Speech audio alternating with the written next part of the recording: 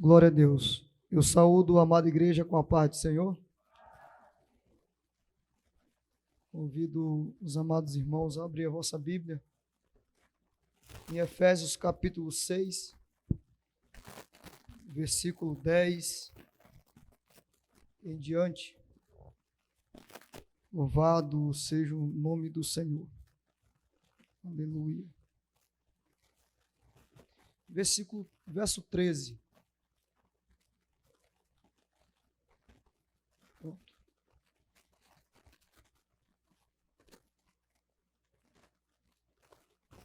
Diz assim a palavra de Deus: portanto, tomai toda a armadura de Deus, para que possais resistir no dia mau, e havendo feito tudo, ficar firmes.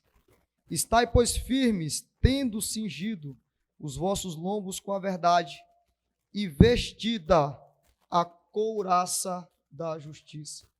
Podeis assentar, glorificando e exaltando o nome daquele que vive e reina para todo sempre. Os irmãos, me perdoe pela voz, a voz aqui, semana toda trabalhando com criança, aí tá puxado aqui, mas em nome de Jesus iremos ter um ensino abençoado da parte do nosso Deus.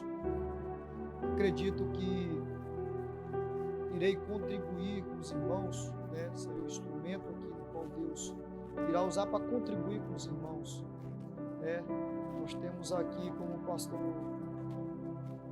Silas falou, uma oportunidade de estarmos crescendo. Eu quero aqui desde já, pastor, agradecer a oportunidade que o Senhor está nos dando, está nos debruçando mais acerca, né, da palavra de Deus, que possamos crescer tanto na graça como no conhecimento aqui nesses dias.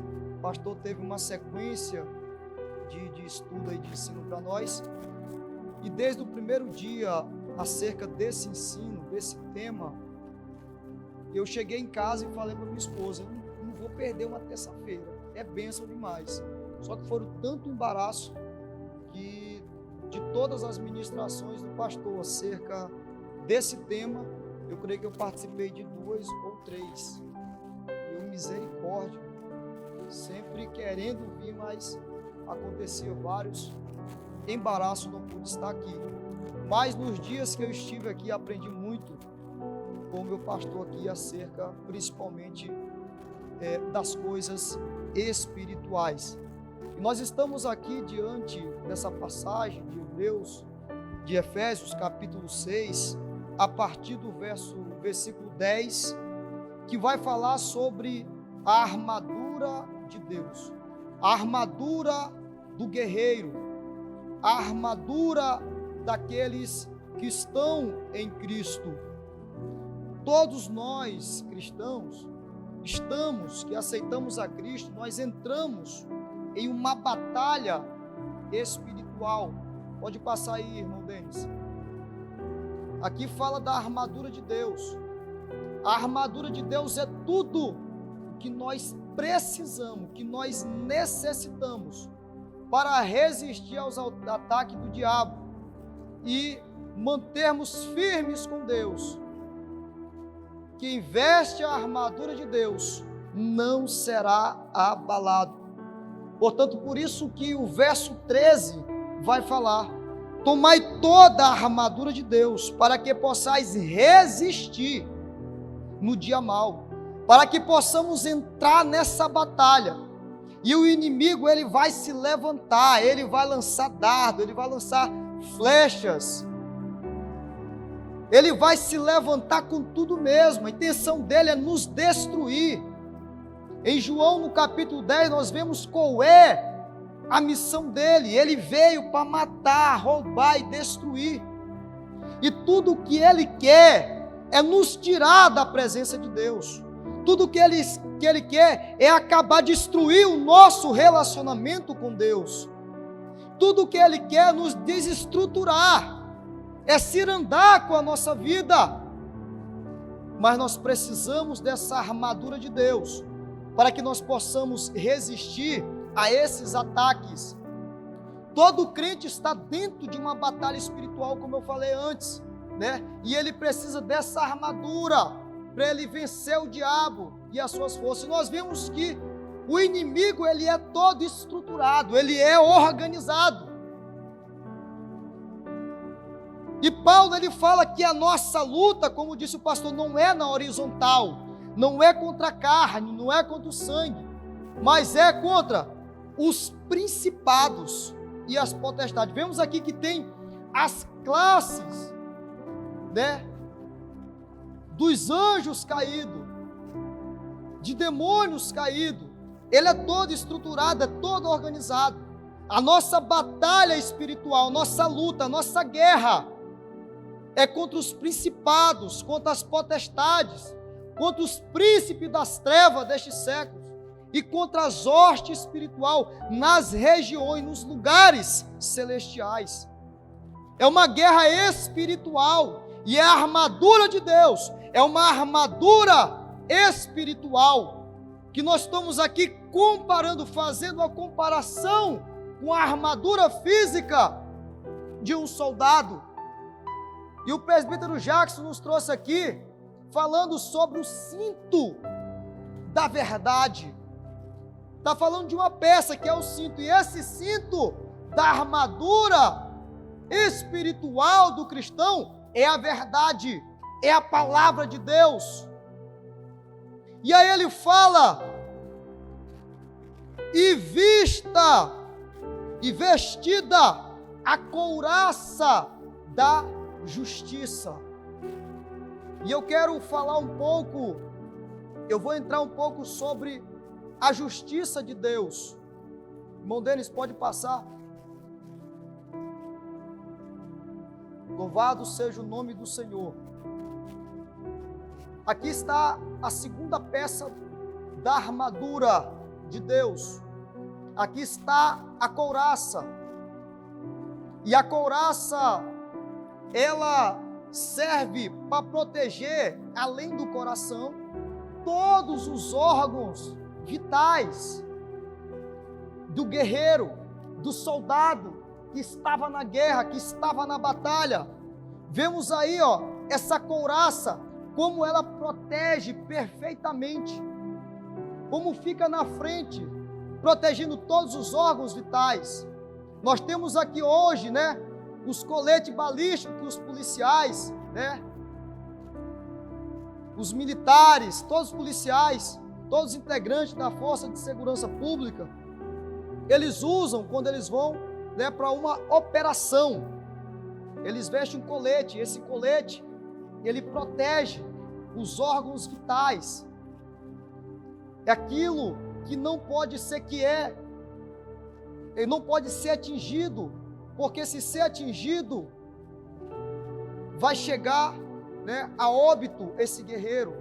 E numa batalha, a couraça protegia principalmente, né, esses órgãos vitais, e a couraça ela protege principalmente o coração.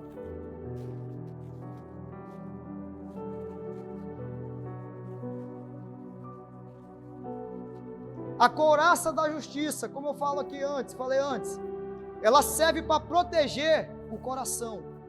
E nós vemos em Provérbios, capítulo 4, versículo 23, no que fala a palavra de Deus, que sobre tudo o que se deve guarda o teu coração, porque dele procede as fontes da vida.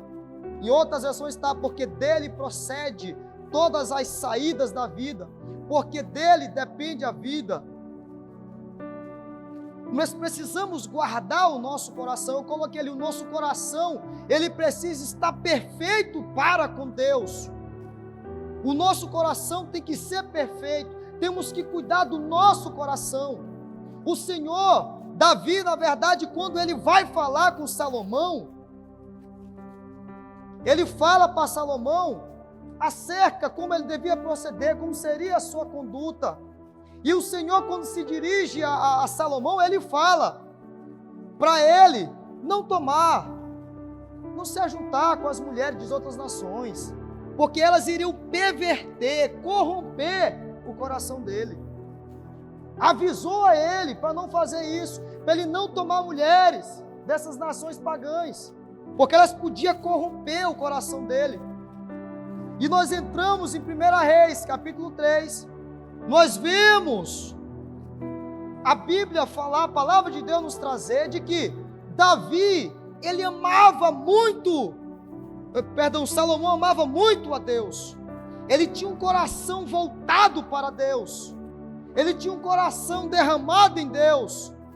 Mas no capítulo 11, nós vemos o Senhor falando, o Senhor repreendendo, que Salomão, o coração dele não foi perfeito para Deus, como foi o coração do seu pai Davi. Por quê? Porque Salomão não guardou o seu coração. Salomão, ele entrou numa batalha espiritual com o seu coração vulnerável, e o inimigo armou um laço e ele caiu. O inimigo o atingiu nessa batalha. E nós vemos ali como é que foi. Deus não tirou ele do trono, porque Deus tinha feito uma promessa a Davi. Mas depois que acabou o reinado dele, 40 anos do seu reinado, nós vemos que Deus rasgou, dividiu o reino. E por causa de Davi, do seu pai Davi, nós vemos que Deus deixou o reino do sul com Judá e Benjamim. Mas a tribo do norte ficou com a maior parte das tribos, ficou com 10 tribos. Então nós precisamos guardar o nosso coração. Nós precisamos cuidar do nosso coração. Nosso coração precisa estar em Deus, nas coisas de Deus. Tem que estar voltado para Deus, para fazer aquilo que Deus ama, aquilo que Deus quer que nós façamos. Deus, ele não despreza um coração quebrantado. Salmo 51, verso 17, fala que um coração, o sacrifício para Deus é um coração contrito e quebrantado. A um coração contrito não desprezará o Senhor. Não despreza um coração quebrantado. Coração que é voltado para Ele, que é derramado para a sua presença.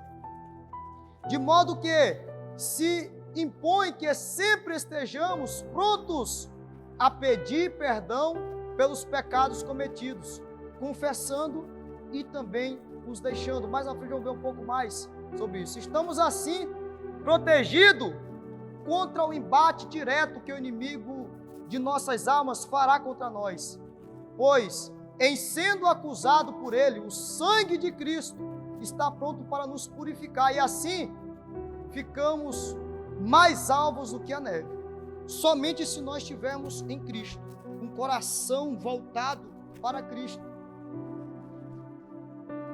Nós entramos nessa batalha espiritual, e o nosso coração perfeito para com Deus não quer dizer que no meio dessa caminhada com Cristo nós não vamos tropeçar, ou seja, cometer pecado, mas não vamos viver na prática do pecado. Nós podemos pecar, mas nós vamos reconhecer o nosso pecado. Nós vamos nos arrepender do nosso pecado. Nós vamos confessar o nosso pecado. E na primeira epístola de João, capítulo 1, verso 8, fala que se nós confessarmos o nosso pecado, Ele é fiel e justo para nos perdoar e nos purificar. Enquanto estivermos com Cristo, nessa caminhada, nós podemos contar com o seu perdão. Basta o nosso coração ser perfeito para com Ele. Primeira epístola também de João, capítulo 2, vai falar: filhinho, tenho vos falado isso para que não pequeis, mas se pecardes, tendes um advogado perante o Pai, Jesus Cristo, o justo. Aquele que é justo, aquele que está vestido de justiça, aquele que peleja com justiça, aquele que julga com justiça. Pode passar, está aqui, perdão. É o irmão Denis, misericórdia, de novo.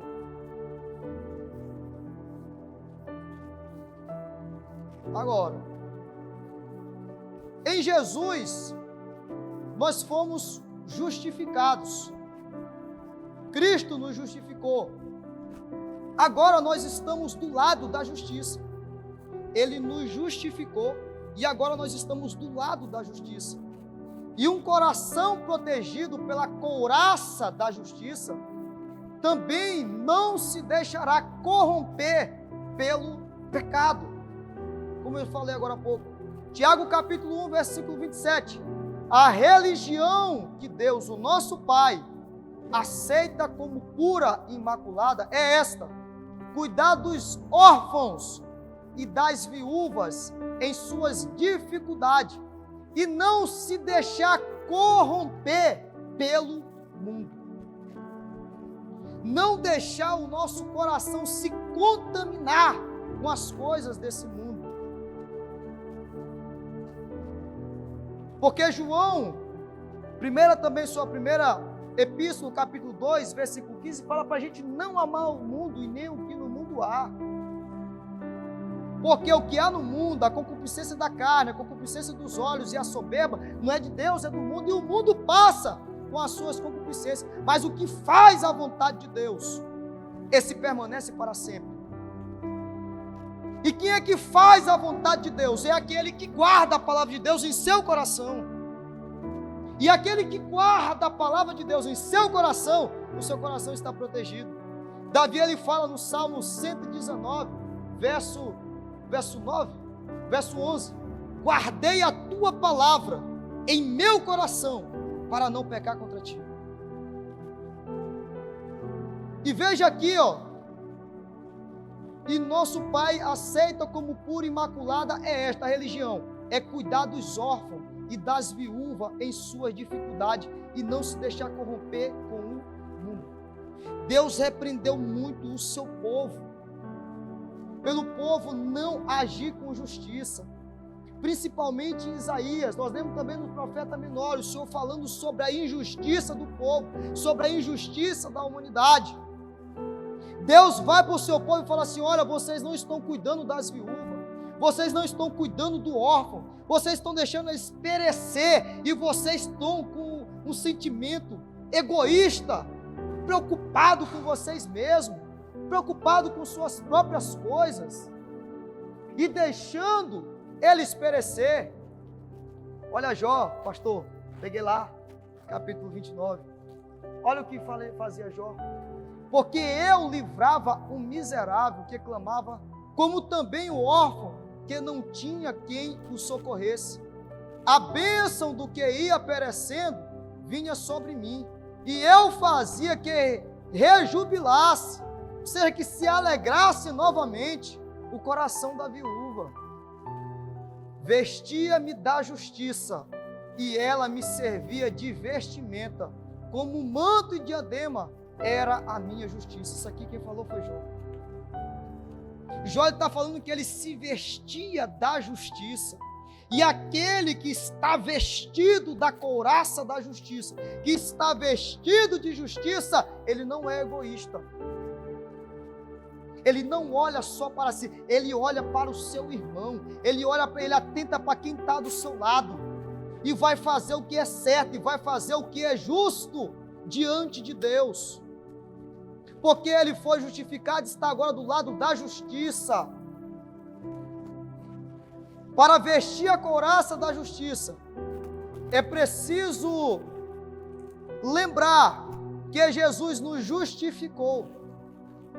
Devemos então tentar sempre fazer o que é justo, sempre fazer o que é certo, rejeitando a corrupção e o egoísmo, como eu já falei aqui. E quando pecarmos, devemos pedir perdão. Mas para pedir perdão, nós temos que primeiramente reconhecer que nós pecamos. Mas à frente vamos falar sobre isso. Eu ia falar aqui para o irmão Denis. Amém, irmãos? Até aí tudo certo? Louvado seja o nome do Senhor. Jackson, vou comprar pizza. Justiça, aqui nós temos, eu me ative muito a isso, que são muitos conceitos, mas aqui, do grego, de Kaiosine, devido ao Y tem som, o termo designa retidão e justiça no Novo Testamento grego.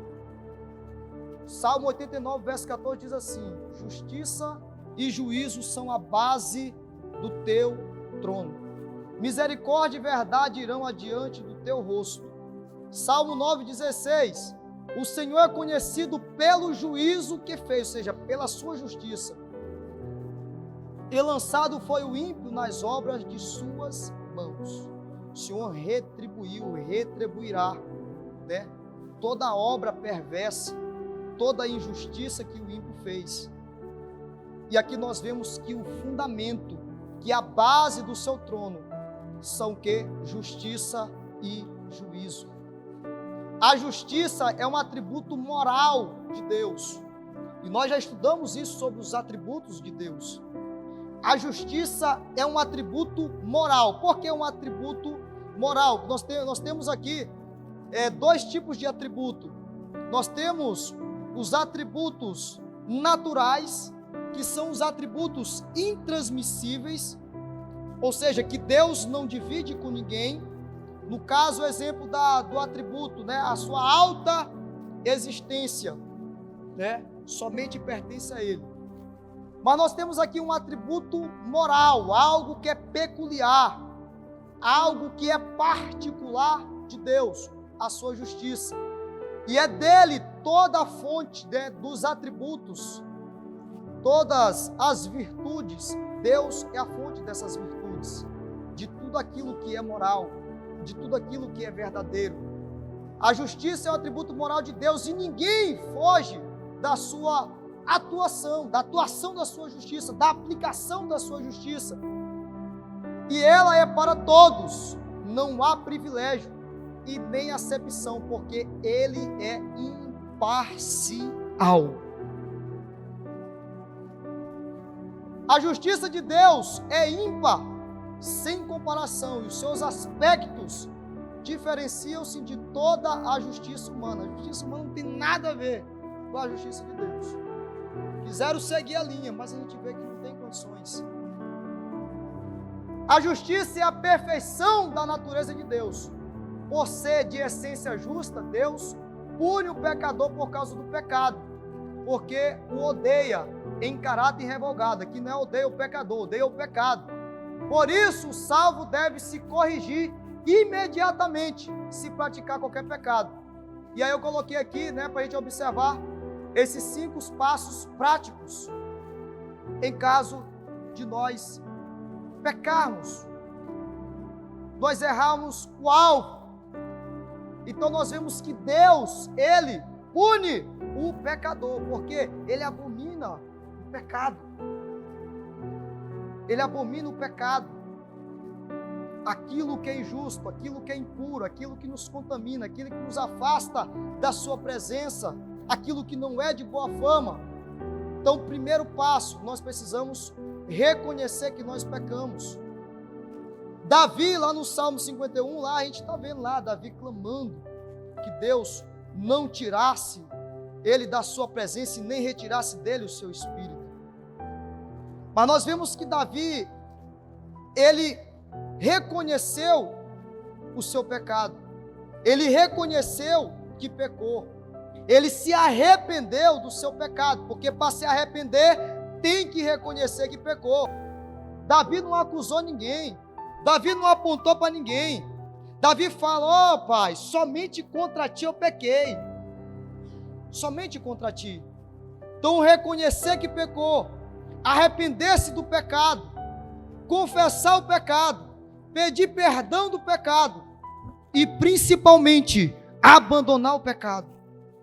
Porque o nosso Deus, Ele é justo, e ao culpado Ele não terá por inocente. E nós vamos ver mais à frente a aplicação da justiça de Deus, para depois nós voltar novamente para a armadura. Eu quero falar um pouco aqui sobre a justiça de Deus. Nós estamos vendo algumas características da justiça de Deus aqui. Ela é ímpar, sem comparação, e é diferente da justiça humana. Não tem barganha, não tem jeitinho brasileiro na justiça de Deus. Aleluia. Por ser santo, aqui a justiça e o juízo de Deus são a base do seu trono. A gente leu agora há pouco no Salmo 89, verso 14. O fundamento, a base do seu trono é justiça e juízo. Por ser santo, Deus é justo. Não há injustiça no Senhor. Sua santidade é a causa de sua justiça. Ele é justo porque Ele é santo.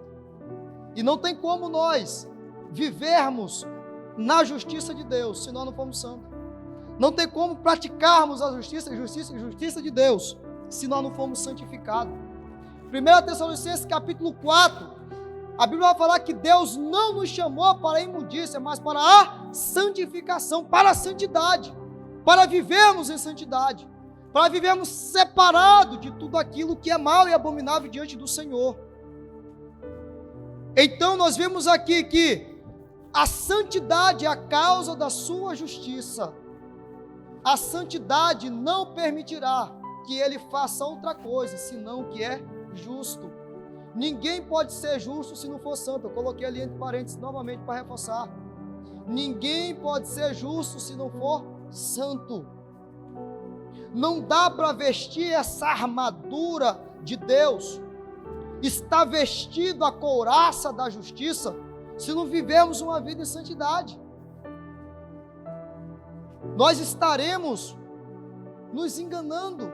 Nós vamos para a batalha sem preparação nenhuma. Precisamos ser santo para que a justiça de Deus esteja viva em nós, para que estejamos agindo com justiça. Ser santo é ser diferente de outros seres. A justiça verdadeira não pode ser comprada, negociada ou corrompida. Não tem como. Ou seja, o Senhor, o nosso Deus, não faz nada errado. É honesto consigo mesmo, essencialmente puro. E as coisas de Deus são divinas e não tem manchas nem contaminações. Deuteronômio capítulo 32, verso 4, a parte B do versículo diz assim: Deus é a verdade e não há nele injustiça. Justo e reto é. Ele é justo, ele é reto. Não há injustiça nele. O que Deus faz em nossas vidas, o que Deus faz no mundo é com justiça, é com retidão. Não tem erro. Não dá para a gente falar: Deus, o que o Senhor fez comigo, o que o Senhor está fazendo, pastor, o Senhor está sendo muito injusto comigo. Não tem condições. Ele é justo. Não há injustiça nele. Essencialmente puro. Deus, a aplicação da justiça de Deus. Deus aplica a sua justiça de forma imparcial, como nós falamos. Deus gostaria, ao contrário, de não condenar ninguém. João capítulo 3, versículo 16 e 18, fala que Deus amou o mundo de tal maneira, que enviou o seu unigênito, o seu único filho. E no versículo 17 vai falar: Deus enviou o seu filho ao mundo, não para que ele condenasse o mundo. Veja, ele não agiu com injustiça, ele não agiu com parcialidade. Deus não enviou o seu filho ao mundo para que ele condenasse ao mundo, não, mas para que o mundo fosse salvo por ele. Mas nós sabemos que nem todos vão ser salvos. Mas a justiça de Deus foi manifesta. Cristo, a justiça de Deus, veio até nós. E Deus trouxe-nos como alcançarmos a salvação. Ele nos ensina, Ele nos mostra como alcançarmos a salvação. Então não tem como chegar no fim das coisas, chegar ao arrebatamento da igreja, e aqueles que ficar aqui para trás, pastor, dizer assim: Deus foi injusto, Deus já queria levar só aquele pessoal lá mesmo, só a igreja. Não. Nós vemos aqui que Deus enviou o seu Filho ao mundo, não para que ele condenasse o mundo, mas para que o mundo fosse salvo por ele. Mas como ele é justo, aqueles que crê vão ser salvos. Como diz: pela graça sois salvos mediante a fé. Deus é justo que aqueles que crê naquele que ele enviou vai ser salvo, vai ter a vida eterna. Mas aqueles que rejeitam a Cristo, que nega as suas verdades, a esse virá o juízo sobre ele. Ficarão de fora. Continuando aqui. Por isso a sua justiça nunca estará desassociada do amor, do seu amor, nem se opõe a esse amor. Pelo contrário, foi para satisfazer a sua justiça que demonstrou o amor.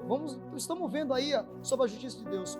Foi para satisfazer a sua justiça que ele demonstrou o seu amor enviando o seu único filho para salvar os pecadores. O amor de Deus é para deixar todos no mesmo patamar, mas o seu juízo será aplicado a todos que não crerem e rejeitam o seu filho. O seu amor foi para deixar todos. Deus amou o mundo de uma tal maneira, a ponto dele enviar o seu único filho, o seu unigênito, para morrer na cruz do Calvário, para fazer uma nova e eterna aliança, para nos justificar, para nos purificar, para nos regenerar. E ele é justo que aqueles que creem, que recebem as suas verdades, o seu filho, aquele que ele enviou, vai ser salvo. Mas aqueles que rejeitam, que não crerem, será aplicado o seu juízo. Aleluia. Qual o conceito de justiça? A justiça é a virtude moral que rege o ser espiritual no combate ao egoísmo biológico. Falei aqui sobre o egoísmo. Aquela pessoa que ama altamente os seus interesses, a sua causa, aquele que é orgulhoso, presunçoso. A justiça harmoniza as pretensões e interesses conflitantes na vida social da comunidade. Isso aqui está lá, né, em Adeodato, 1996, né, escritor aí, esse livro aí. Eu tinha outros também dos meus irmãos, mas não quis encher sobre esse conceito de justiça de outros. Nós vemos que Sócrates, ele falou que a justiça era você dar ao seu amigo o que era bem, o que era bom, e dar ao seu inimigo o que é mal. E aí nós vemos, falando sobre a justiça de Deus, não é a justiça humana. Aonde está a justiça nisso? Porque a justiça é aplicada com amor. Aqui nós vimos antes que ela não é desassociada do amor. Ela é associada com amor. E se eu estou dando ao meu amigo o que é bem, que é meu amigo, eu estou agindo com justiça? Não. Porque o nosso Senhor nos ensinou diferente, que nós temos que amar os nossos inimigos. Se nós amarmos somente aqueles que nos amam, que diferença nós estamos fazendo? Quão diferente estamos sendo do mundo? Estamos diferente nenhum, não há diferença. Então ele falou que essa justiça era você dar ao seu amigo o que era bem, e dar ao seu inimigo aquilo que é mal. Não, está totalmente contrário esse conceito de Sócrates acerca da justiça. Depois foram reformulando, surgiram mais conceitos até dele mesmo. Ele espera, o nosso Deus, ele espera que exerçamos a justiça em seu nome. Por meu intermédio, reina os reis e os príncipes decretam justiça. Provérbios 8:15. E ele te declarou, ó homem, o que é bom, o que é que o Senhor pede de ti? Que pratiques a justiça e ames a misericórdia e andes humildemente com o teu Deus. O que é que o Senhor ele pede? O que é que o Senhor espera de nós? O que é que o Senhor quer de nós? É que nós praticamos a justiça. E não é de acordo com a justiça do mundo. É a justiça ali por debaixo dos panos, né? Que causa dúvida na gente. Cara, será que o negócio está certo mesmo? Mas a balança de Deus, ela não está viciada, está sempre aferida. Trabalha certo. Então o que Deus quer de nós, que nós praticamos a justiça e que nós amemos a misericórdia. Depois, para a gente fixar esses pontos aqui, nós vamos nos debruçar um pouco no capítulo 29 de Jó, para os irmãos entender a atitude desse homem, a postura desse homem, a conduta desse homem, a ponto de Deus dar testemunho dele. E nós vemos que ele é tido, fala lá que ele era um homem íntegro, era um homem reto, era um homem justo. Nós vemos aqui já no verso 14 do capítulo 29, que ele fala que a justiça era a sua vestimenta, estava sobre ele. Deus não vai tolerar qualquer coisa abaixo do seu alto padrão de justiça. Especificamente, ele odeia aquelas pessoas que praticam, que enganam os outros, a fim de enriquecer-se. Deuteronômio 25, 13 a 16. Ele odeia aquele que perverte a justiça, deturpa a justiça, declarando os povos culpados inocentes. E cometem, e os inocentes culpados. Isso é o que mais a gente vê. E o Senhor não tolera esse tipo de coisa. Esse tipo de pessoas que pervertem a justiça, declarando povos culpados inocentes, e inocente como os culpados. Lá em Provérbios 17, 15, ele odeia aqueles que cometem o último ato de justiça, o assassinato do inocente. Então Deus espera de nós justiça, que nós vistamos essa couraça da justiça, que praticamos a justiça, que amemos a misericórdia, porque senão nessa batalha seremos mais um ferido e morto nessa batalha espiritual. Nós iremos ficar pelo caminho se não estivermos revestidos da couraça de Deus, da couraça da justiça de Deus. Podemos vestir a couraça da justiça refletindo na justiça de Deus e aplicando a nossa vida.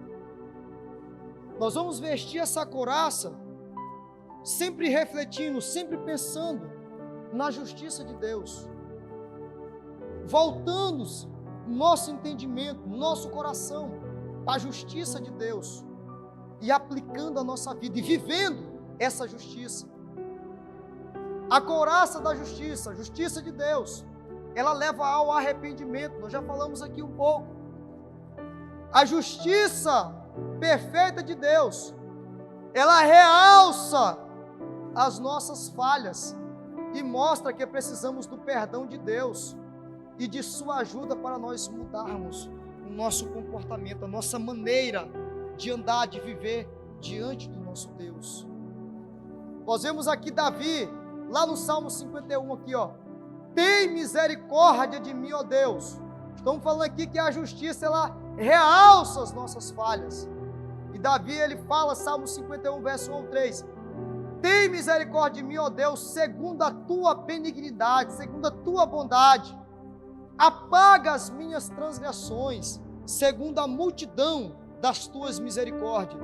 Lava-me completamente da minha iniquidade e purifica-me do meu pecado, porque eu conheço as minhas transgressões e o meu pecado está sempre diante de mim.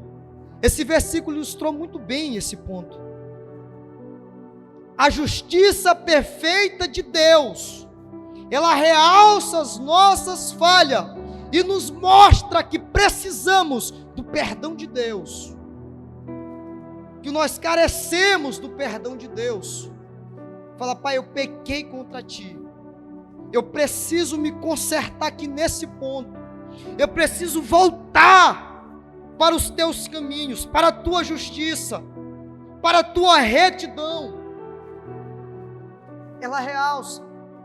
Então essa couraça da justiça, nós vamos vestir ela, refletindo na justiça de Deus, e ela nos levará ao arrependimento. Ela nos livra da culpa. Jesus, ele justifica todo aquele que se arrepende pela justiça de Deus. Todo aquele que se arrepende, todo aquele que confessa Cristo, ele é justificado por Cristo. Ele é justificado em Deus através de Cristo Jesus. Aqui ficou 2 de Pedro, capítulo 2, versículo 24. Irmão Denis, o senhor consegue colocar para nós aí? Que saiu aí cortado, não deu para editar. 2 Pedro, 1 Pedro, capítulo 2, verso 24. Louvado seja o nome do Senhor. Está aqui, irmão, aqui pode dar. Aqui dá para... Foi. Levando Ele mesmo em seu corpo os nossos pecados sobre o madeiro. Para quê? Mortos para o pecado, pudéssemos viver para a justiça, e pelas suas feridas fostes sarado. O Senhor pegou os nossos pecados, o Senhor tomou a nossa culpa e cravou no madeiro. Com qual intenção, com qual finalidade? Para que nós, mortos agora para o pecado, nós pudéssemos viver para a justiça, e a justiça de Deus, não é justiça humana. Então a justiça de Deus, ela nos livra da culpa, e nós precisamos entender, nessa batalha espiritual, o que mais o inimigo quer é nos vencer aqui, primeiramente, como o pastor falou, na mente. Ele quer nos acusar, ele quer nos culpar por algo que nós já fomos perdoados e justificados, porque nós estamos dizendo que vemos aqui que Deus pegou, que Cristo pegou os nossos pecados e cravou no madeiro, e agora nós vamos viver para a justiça de Deus. Por suas pisaduras, pelo seu sacrifício vicário, nós fomos sarados, nós fomos curados, nós fomos justificados em Deus. Aleluia! Louvado seja o nome do Senhor. Nós vamos vestir a couraça da justiça, refletindo na justiça de Deus e vendo que ela nos protege do pecado. Sabemos que pela justiça de Deus, todo pecado tem consequências, e isso nos leva a pensar 2 vezes antes de ceder uma tentação. Nós vemos aqui que Deus é justo, que Deus não tem o culpado como inocente, que Ele não age com parcialidade, Ele é imparcial. Então nós que estamos em Cristo, nós que somos filhos de Deus, se nós pecarmos, a justiça de Deus virá sobre nós. E essa justiça de Deus vai nos fazer refletir todos os dias que nós precisamos estar apartados do pecado, que nós não podemos ceder ao pecado, não podemos ceder às tentações. Nós precisamos estar firmes neles. Nós vamos preparados para essa batalha, sabendo que o inimigo não vai nos vencer com essas tentações. Gálatas capítulo 5, verso 1 fala: estai, pois, firmes na liberdade com que Cristo nos libertou. Nós somos livres, porque Cristo nos libertou da escravidão do pecado. Nós estávamos escravizados, mas Cristo nos libertou, e hoje nós estamos livres. Ele fala: estai, pois, firme nessa liberdade com que Cristo nos libertou, e não tornei a vos colocar debaixo do jugo da servidão. Se nós vivemos pecando, nós estamos sendo escravizados novamente. Não é se nós pecamos, porque nós vemos, se nós pecarmos, nós reconhecemos o nosso pecado, nós confessarmos, nós nos arrependemos, confessarmos, Ele vai nos perdoar. Agora, se vivermos pecando, na prática do pecado, na iniquidade, aí nós estamos nos colocando novamente debaixo do jugo da servidão. Então essa couraça da justiça, que protege o nosso coração, vai proteger o nosso coração dessas coisas abomináveis, das tentações, daquilo que não vem de Deus, daquilo que não agrada a Deus. Nós vemos que a couraça da justiça, ela destrói a indiferença, porque ela cria o desejo de ver justiça feita e nos dá coragem para lutar pela justiça. E aqui é onde nós pegamos um grande exemplo de Jó. Mas aqui em Mateus capítulo 5, versículo 6, diz que bem-aventurados são os que têm fome e sede de justiça, porque eles serão satisfeitos, porque o nosso Deus, Ele é justiça, porque Deus fará justiça, e nós veremos a justiça de Deus se cumprir, ser executada, e essa couraça da justiça destrói essa indiferença, e vai criar em nós um desejo de justiça, de ver a justiça sendo feita, de fazer o que é justo, de fazer o que é certo, de fazer aquilo que Deus quer que façamos. E vai ver que vai nos dar coragem para lutar pela justiça. Olha aqui esse versículo de Jó. Jó, capítulo 29, verso 17. E quebrava os queixos dos perversos, e dos seus dentes tirava a presa.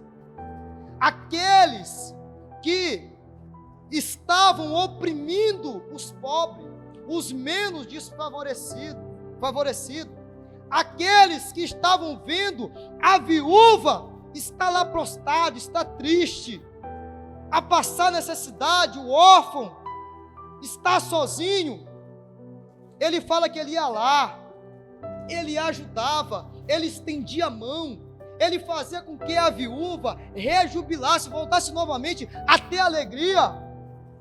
E ele falava assim: aqueles que agiam com injustiça, eu ia lá, eu quebrava o queixo deles, eu não aceitava ver a injustiça na minha frente. Se nós somos cristãos, não temos nem que agir injustamente, e muito menos tolerar a injustiça. E essa couraça da justiça, ela vai nos encorajar a lutar pela justiça. Assim como Jó ia até a última instância, falando: não tolero, eu não aceito isso aqui não, eu vou tratar, eu quero ver justiça. Quebrava os queixos dos perversos, e dos seus dentes tirava a presa. Ele não aceitava ver isso aí. É lógico, não estou falando aqui para os irmãos ver, entender para o outro lado não, irmãos. Está vendo a pessoa para a justiça, vai lá e desce a porrada, mata, bate.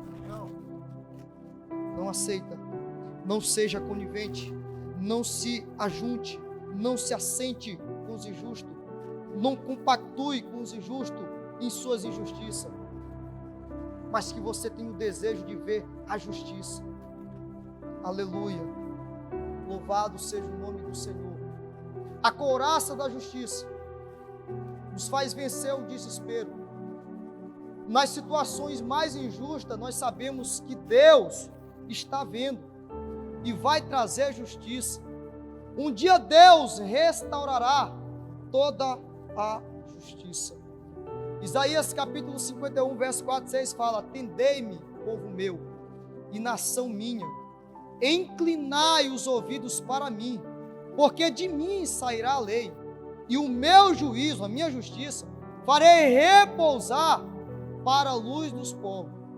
Perto está a minha justiça, vem saindo a minha salvação, e os meus braços julgarão os povos, as ilhas me aguardarão, e o meu braço esperarão. Nós lemos no estudo aqui para a gente não se preocupar, não se desesperar com as injustiças que está acontecendo no mundo, que nós visivelmente conseguimos ver. Não vamos nos preocupar também com aquelas pessoas, fica calmo, não de desespero não, falar assim: Senhor, o Senhor não está vendo a injustiça desse homem, não está vendo a injustiça dele? Será que o Senhor não está vendo como está agindo? Deus está vendo. Mas haverá um momento em que Deus, Ele vai trazer justiça, Ele vai restaurar toda a justiça, Ele vai julgar toda a injustiça. Então, meus irmãos, nós estamos nessa batalha espiritual. Vamos guardar o nosso coração com a couraça da justiça. Que o nosso coração possa fazer somente o que é bom, somente aquilo que é justo, somente aquilo que é verdadeiro, somente aquilo que agrada a Deus, que alegra ao Senhor. Se nós tivermos com o nosso coração protegido, purificado, nós venceremos em nome de Jesus. Nós venceremos essa batalha. Não podemos brincar, irmãos, porque o inimigo, ele não brinca de ser inimigo. Eu já falei que ele é organizado. E às vezes a gente fica brincando. Às vezes, como diz o presbítero Jacques, nós ficamos subestimando o inimigo. Irmãos, quando eu estive pastoreando no Jardim Milão, foi cada batalha espiritual que nós travamos com famílias. Teve situações lá que eu jamais imaginei uma coisa daquela situação. Eu já trabalhei em área de libertação, mas eu passei por umas situações assim, de ver a ação maléfica na vida de uma pessoa. Eu não entrei com medo não nessa batalha. Por quê? Não porque, como diz um pastor aí de uma denominação que eu não vou falar, ele diz assim: já teve momento que só pelo sangue de Jesus ele não foi expulso, mas eu me irei contra ele. Eu falei, tá certo, não foi o sangue de Jesus, o nome de Jesus que fez que o inimigo batesse em favor, porque ele se irou, não, irmãos. E o Senhor nos dá essa armadura, porque Ele sabe da retaliação do inimigo contra a nossa vida, contra o nosso casamento, contra a nossa família, contra os nossos filhos. E Ele não brinca, Ele não dorme, Ele não brinca de ser inimigo. E temos que saber que essa batalha é real, não estamos aqui com algo fictício. O pastor falou desse mundo espiritual que há, e para que reflete a nossa ação aqui, a nossa conduta aqui, reflete lá, no mundo espiritual. Então, se nós não estamos preparados aqui, não vamos estar preparados lá, no mundo espiritual, para lutar, para pelejar essas batalhas. A couraça da justiça nos torna espiritualmente mais fortes para viver de acordo com a vontade de Deus. Só vamos ser justos se nós estivermos fazendo a vontade de Deus, se nós estivermos na verdade, porque essa verdade, o conhecimento dessa verdade é que nos liberta, rejeitando o pecado e as mentiras do diabo. Assim que vamos guardar o nosso coração com essa couraça da justiça, nós rejeitando o pecado, essa couraça vai fazer com que nós estejamos firmes, e nós vamos resistir à tentação, nós não vamos dar ocasião à carne, nós vamos rejeitar o pecado e as mentiras de Satanás. Aleluia. Finalizamos aqui esse ponto. Eu espero, meus amados irmãos, que eu tenha contribuído de qualquer maneira nesse ponto.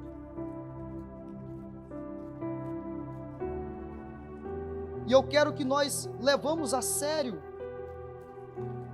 essa batalha espiritual que todo crente ele vivencia.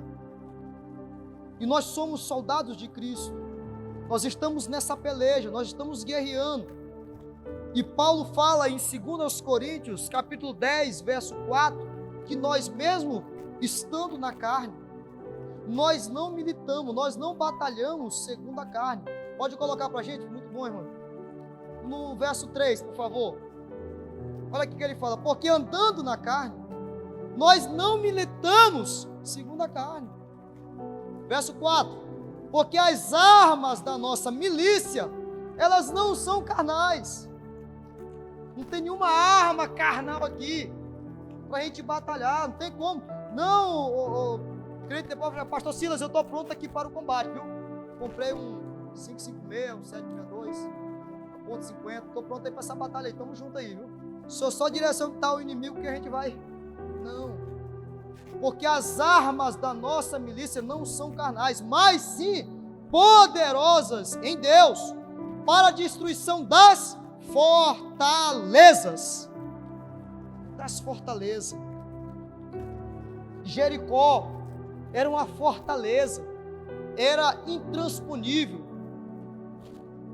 mas ali Deus deu a vitória para aquele povo, porque aquele povo estava revestido da armadura de Deus. Não foi armas carnais que derrubaram aqueles muros.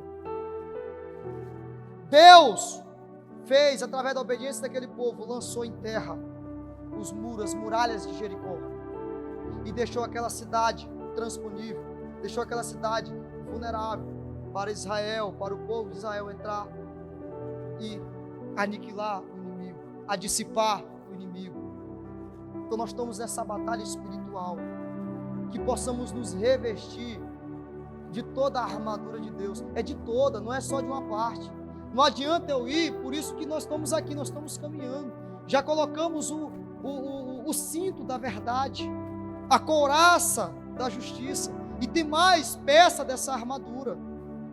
Não adianta, porque se eu tiver com essa couraça, beleza, meu coração está seguro, os órgãos vitais estão, mas podem quebrar os meus pés, as minhas pernas. Tem que estar completinho para ir nessa batalha. Tem que estar completo. Então que nós possamos, a partir de hoje, mais e mais entrar nessa batalha. Vamos estar orando em todo o tempo, orar sem cessar, como diz Paulo, 1 Tessalonicenses capítulo 5, orar sem cessar. Que nós possamos estar jejuando, né, para fortalecer o nosso espírito, nos consagrando mais a Deus. Possamos nos debruçar aqui na palavra de Deus. E em nome de Jesus, nós vamos vencer todas essas batalhas. Lá em Isaías capítulo 51, verso 17, salvo engano, ou é 58, fala, não, é 58, 17, nenhuma arma forjada contra ti prevalecerá. 54, 17? 54, 17. Aí nós pegamos esse versículo, o pastor também falou, toda arma, toda ferramenta contra ti não prosperará, e toda língua que se levante contra ti em juízo, tu a condenarás. Esta é a herança dos servos do Senhor e da sua justiça, que vem de mim, diz o Senhor. Mas, para esse versículo aqui, né, em funcionar, precisamos estar na verdade, precisamos estar praticando a justiça. Não adianta a gente pegar esse versículo isolado e falar assim, não, o Senhor falou que não está tudo certo, eu vou andar da forma que eu quiser. Não vai funcionar. Não vai funcionar. Amém? Que Deus em Cristo Jesus continue abençoando a amada igreja. E quero agradecer ao Senhor, pastor, pela essa oportunidade, pela essa honra de poder estar contribuindo.